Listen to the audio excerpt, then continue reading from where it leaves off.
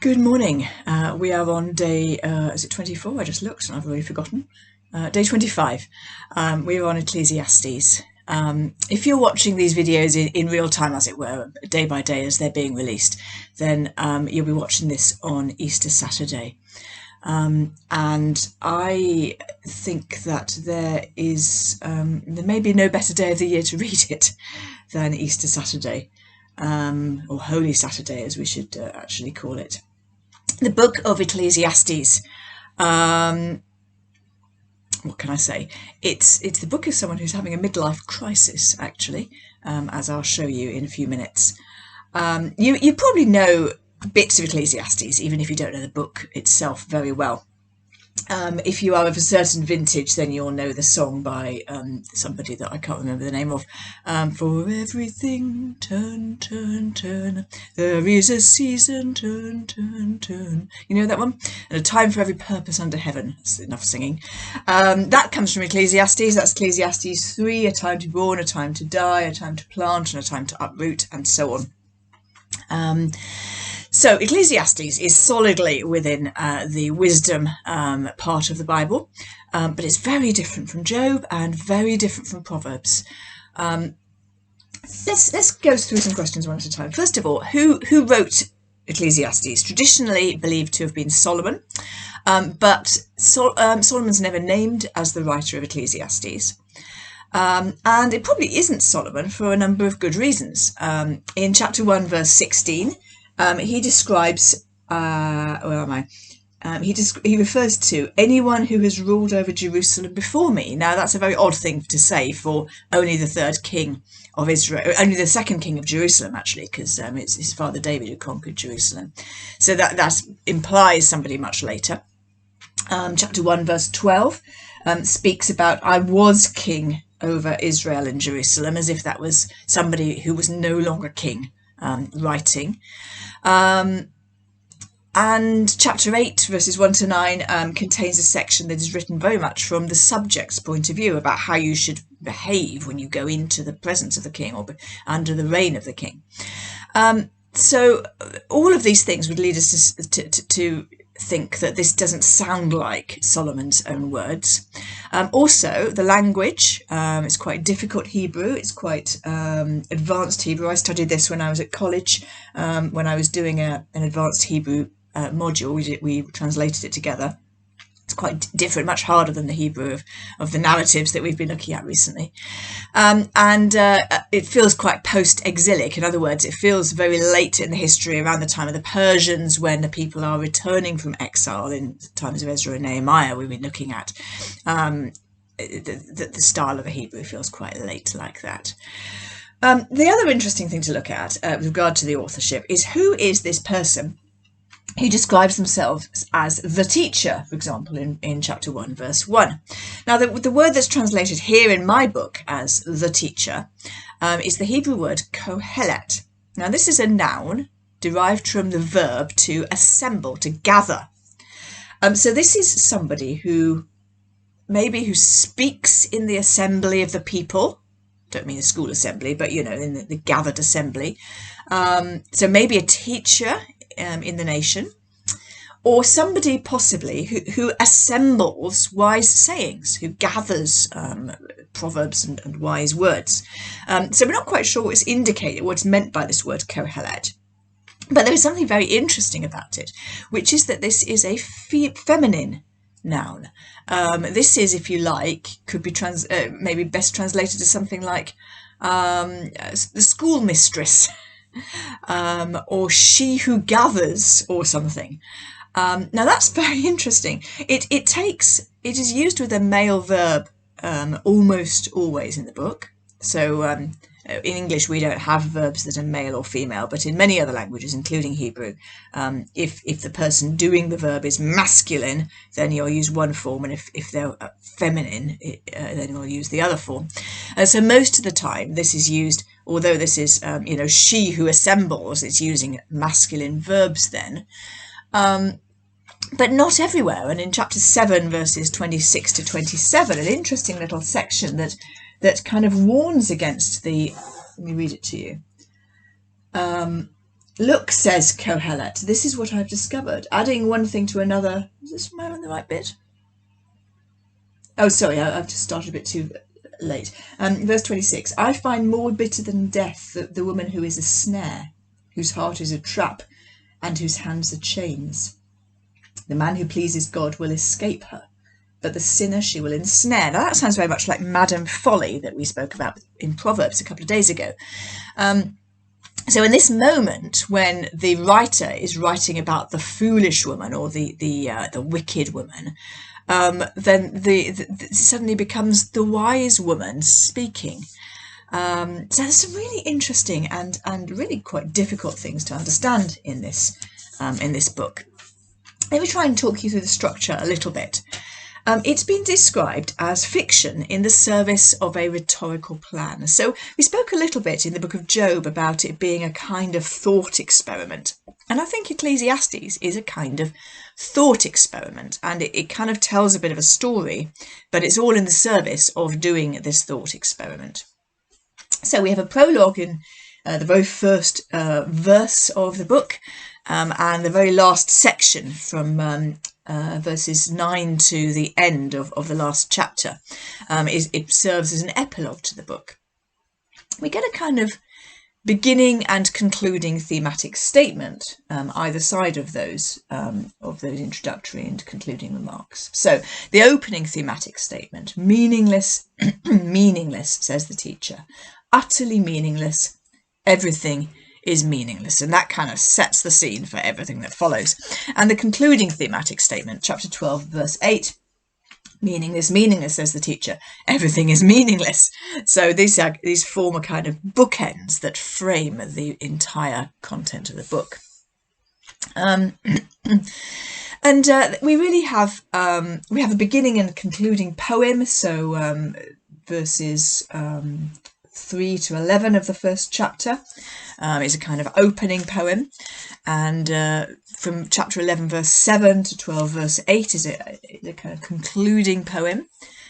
So we've got these kind of it's a well-structured book with these kind of frames that one within each other. But then within the bulk of the book we have two halves. Part 1, from chapter 1 verse 12 to chapter 6 verse 12, is developing the thematic statement that all is vanity, all is meaningless, and a chasing after the wind.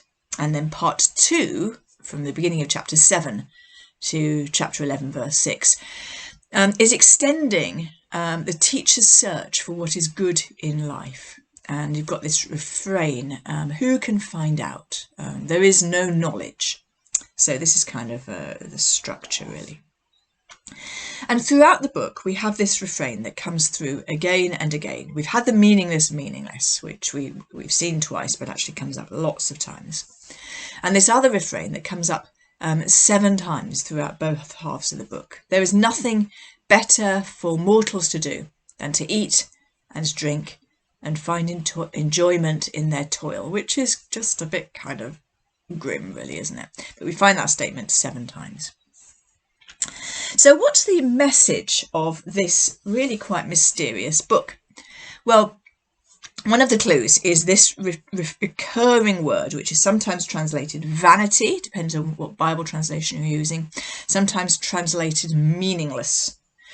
And the Hebrew word underlying this is hebel, or hebel. And it kind of, the best translation, the literal translation is a breath or a vapour. You know, when you go out on a cold day and you can see your breath, and then just for a moment, and then it dissipates and you never see it again. That's the best translation for this word, which is sometimes translated meaningless, sometimes translated vanity. This is everything that the teacher looks at is just a passing vapour that just evaporates in a moment. This teacher, this kind of constructed author, if you like, of this book, is having the midlife crisis to end all midlife crises. Do you remember Tom Good of The Good Life? How he used to go to work he was an artist, and he used to go to work designing plastic toys to go in cereal packets, I think, if I remember rightly. And suddenly one morning he woke up and thought, my goodness me, how am I spending my life? What a meaningless way to spend my life. And he has this massive midlife crisis. Or Reggie Perrin, do you remember, who has such a big midlife crisis that he fakes his own suicide and leaves his clothes on the beach and pretends that he's drowned. Well, Ecclesiastes could have been written by Reggie Perrin or Tom Good. We think about, I don't know if you've ever been to, depends how old you are, if you've ever been to your high school reunion, and how you kind of look around the room and see what everyone's done with their life, and all these people who had great expectations, kind of divorced, and their careers came to a crashing end, or they're bankrupt, or everyone's trying to pretend everything's great in their life, and it's kind of this really depressing, nihilistic thing. Ecclesiastes was written for such a moment. So the writer of Ecclesiastes, in this thought experiment, tests a variety of projects to see what will bring him pleasure or make life meaningful for him. And it's constructed that he is a very, very wealthy man, and he need deny himself nothing. And so he tests learning and knowledge. Will learning and knowledge make my life worthwhile? In the end, he concludes, no, it's all meaningless. And then he tests pleasure. He tests the pleasure of wealth and the pleasures of eating and the pleasures of sex. And in the end, he says, "Oh, do you know, none of it was meaningful." And then he tests, good, hard, honest toil, the labour of a man's life. And then he says, was it meaningful? No, it was all meaningless. And then he looks around the world and he concludes that, people toil all their lives to build up their empires, and then they die and they can't take it with them, and their son who might inherit it may well just shrivel it away anyway. So what was the point of that? And he looks at the oppressed and at loneliness, friendlessness in chapter 4, the things that make life hard.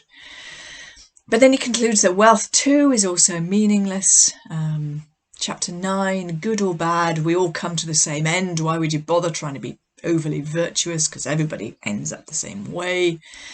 We notice here that he's writing from a position where he has no expectation of life beyond the grave. And then he makes this concluding statement in verses 13 and 14 of chapter 12, at the very end of the book. Now all has been heard. Here is the conclusion of the matter. Fear God and keep his commandments, for this is the whole duty of man. For God will bring every deed into judgment, including every hidden thing, whether it is good or evil. Let me just read you a few sentences that a commentator makes on that concluding statement. This is from Derek Kidner's commentary called The Message of Ecclesiastes. And he begins by making this statement, which he's going to disagree with in a moment. Triviality is more stifling than tragedy, and the shrug is the most hopeless of all comments on life. And he says, the function of Ecclesiastes is to bring us to the point where we begin to fear that such a comment is the only honest one. And so it is if everything is dying. We face the appalling inference that nothing has meaning, nothing matters under the sun. It is then that we can hear as the good news, which it is, that everything matters. For God will bring every deed into judgment with every secret thing, whether good or evil. This is how the book will end. On this rock we can be destroyed. God will bring every deed into judgment. But it is rock, not quicksand, and there is the chance to build. Very interesting and quite a thought-provoking comment there from Derek Kidner, I think, on the end of the book. That hopeless as everything may have seemed, the idea that God will bring every deed into judgment gives us a glimmer of hope that life is not utterly without meaning. Our writer makes some really pertinent observations on life along the way. He shows us the circularity of life and how history repeats itself. Chapter 1, verses 4 to 5. Generations come and generations go, but the earth remains forever. The sun rises and the sun sets and hurries back to where it rises. Verse 9, what has been will be again. What has been done will be done again. There is nothing new under the sun. Quite depressing in some ways, but no bad thing to be reminded of. On Ash Wednesday, I'm a Baptist, and we don't really do the ashing service traditionally, but I always appreciate on Ash Wednesday going to my local Anglican church and receiving the mark of the ashes on my forehead. And when you do that, the priest will say to you something, words to this effect: remember you are dust, and to dust you will return. And I really value being told that. Remember, Helen, that all the things that you think are important and all the things that you think make life good for other people, the ways that you think you are blessing other people, Helen, you need to remember that you are just dust and you will return to dust. And the writer of Ecclesiastes reminds us of this. We think we make our mark on history, but quite quickly the waters will close over after our death and we will be remembered no more. That may sound really depressing, but I think it's no bad thing to be reminded of our littleness in the great scope of history. And then he makes this observation in chapter 1, verses 7 to 8. All streams flow into the sea, yet the sea is never full.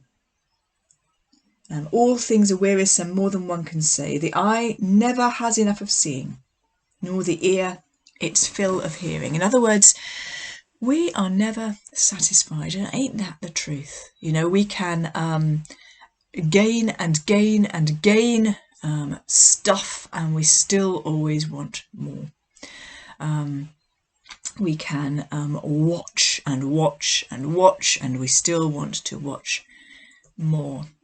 Whatever it is that that gives us pleasure, whether it's wealth or food or sex or screen time or whatever it is, it somehow never fully satisfies us. The next day we want some more of it. And Kohelet, our teacher, shows us that and talks about that in quite a profound way, I think. And then the third really helpful observation that he or she makes is about the value of wealth compared to the value of honest toil. Chapter 5, verses 12 to 14.